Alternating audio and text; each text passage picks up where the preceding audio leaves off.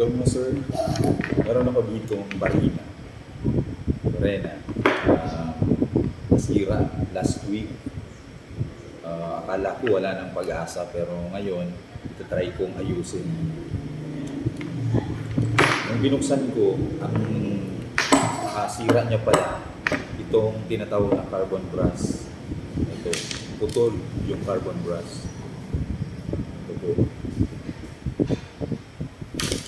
Kaya nag-order ako sa Shopee at ito dumating na ang bagong carbon brass para sa barena. Ito po. Kaya sa may mga sirang barena, huwag mawala ng pag-asa. Malay natin meron pang chance na maayos at magamit ulit.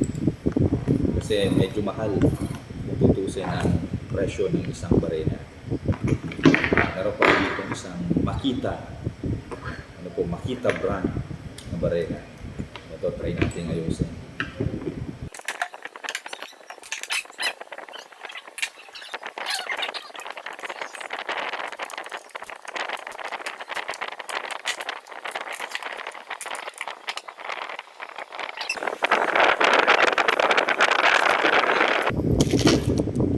Ito po yung bagong carbon brass. Try natin. Sa carbon brass, iba-ibang klase.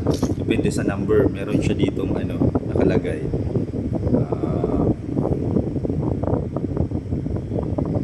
Wala. Pero sa dati niyang carbon brass, meron ditong number. Yan. Ito. Number 85. Kasi kapag umorder kayo ng carbon brass, iba-iba ang sizes niya. O itong makitang barena, ang number ng carbon brass niya ay 85. Kung mapapansin nyo dito, may number 85. Pero dito sa bago, wala na siyang number. Ano po? Dito lang siya makikita sa kahon. Yan, ito po.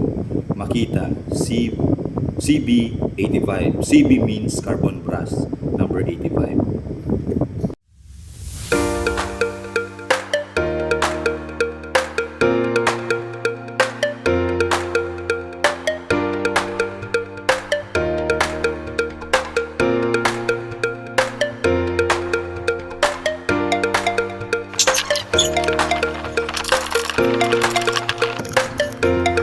Try natin kung gagana.